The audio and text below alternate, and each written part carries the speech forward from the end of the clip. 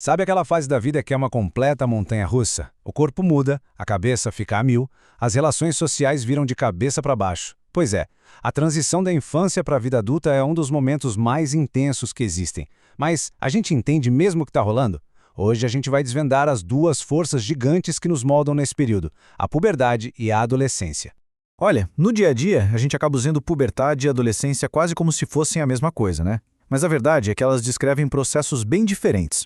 Pensa assim, confundir os dois é tipo confundir o motor de um carro com a viagem que ele faz. O motor dá a partida, com certeza, mas a viagem é uma história completamente diferente. Então, a resposta para a pergunta anterior é um sonoro não. Elas não são a mesma coisa, de jeito nenhum. A puberdade é um fenômeno puramente biológico. Acontece com todo ser humano em qualquer lugar do mundo.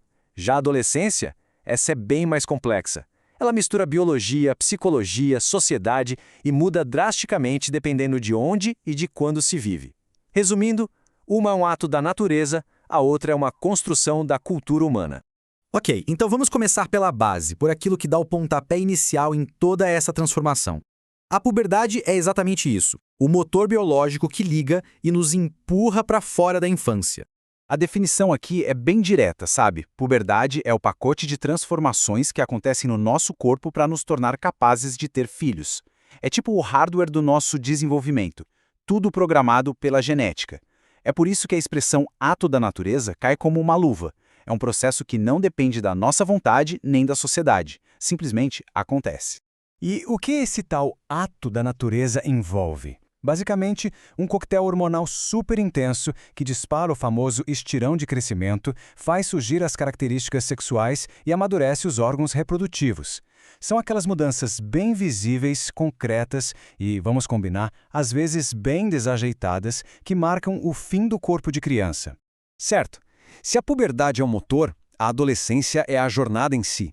E o mais interessante é que essa jornada não tem um mapa único. Ela é uma construção, uma verdadeira aventura psicológica e social que acontece enquanto o corpo está lá, mudando sem parar.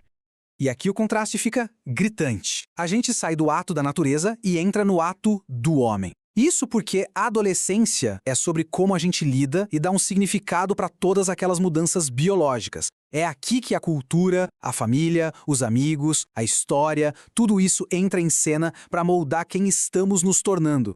E essa frase, nossa, ela é o coração da experiência adolescente. É a definição perfeita desse limbo, desse espaço entre lugares. O corpo já pode até parecer adulto, mas a identidade, o papel na sociedade, tudo isso ainda está em plena construção.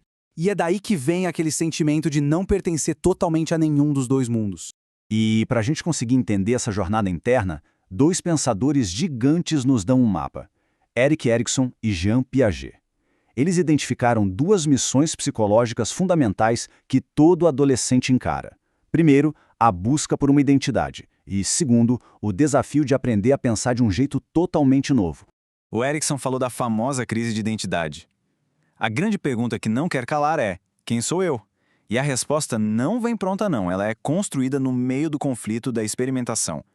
Mudar de estilo, de amigos, de gostos musicais, tudo isso faz parte de testar diferentes papéis sociais para, lá no final, construir um senso de si que faça sentido.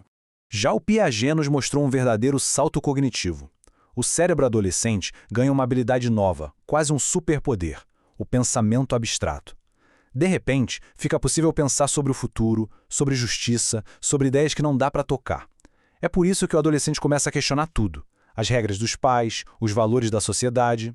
A mente está se tornando mais crítica, mais filosófica. Agora, segura essa. E se eu dissesse que a adolescência, do jeito que a gente conhece hoje, nem sempre existiu? Pois é, vamos fazer uma pequena viagem no tempo para entender como essa fase da vida foi, em grande parte, inventada. Durante a maior parte da história humana, a passagem da infância para a vida adulta era bem direta, sabe? Muitas vezes marcada por um ritual. Não existia esse período longo de espera. Foi só na modernidade que a adolescência, como essa fase separada, começou a tomar forma. E por que isso aconteceu? Bom, fatores sociais foram a chave de tudo. A necessidade de passar mais anos na escola, a industrialização que mudou o trabalho, tudo isso criou um vão, um intervalo entre a maturidade biológica da puberdade e a independência de verdade. A adolescência nasceu justamente para preencher essa lacuna. E aqui a gente chega num ponto que é crucial. Se a adolescência é uma construção da sociedade, então ela não pode ser igual para todo mundo. A experiência de um adolescente de classe alta que pode estudar por mais tempo é totalmente diferente da de um jovem de baixa renda que precisa começar a trabalhar cedo. Por isso, faz muito mais sentido falar em adolescências no plural. Ufa! A gente passou pela biologia, pela psicologia, pela história. Agora, vamos organizar todas essas ideias para não ter mais perigo de confundir as coisas. É a hora da revisão. Vamos resumir de um jeito bem claro. Puberdade é biológica, é universal, o foco é no crescimento do corpo, e os marcos são eventos como a primeira menstruação. Já a adolescência é biopsicossocial, é uma construção cultural, o foco é na identidade e os marcos são conquistas sociais, como a busca por autonomia. É uma diferença fundamental, né? No fim das contas, a adolescência não é uma linha reta, é mais como uma teia super complexa. A puberdade é só um dos fios, que se conecta com a crise de identidade, com as emoções, com todo o contexto histórico. A chave para entender tudo é ter essa visão integrada. E para fechar com chave de ouro, a grande lição é esta aqui. Não dá para entender o que se passa na adolescência olhando só para os hormônios ou só para o comportamento. É preciso ter uma visão completa que enxergue o indivíduo dentro do seu mundo, da sua história e da sua cultura. E a gente termina com uma pergunta para ficar na cabeça. Se a sociedade industrial inventou a adolescência que a gente conheceu, que tipo de adolescência a nossa era digital, com redes sociais e novas pressões, está construindo agora? Fica aí a reflexão.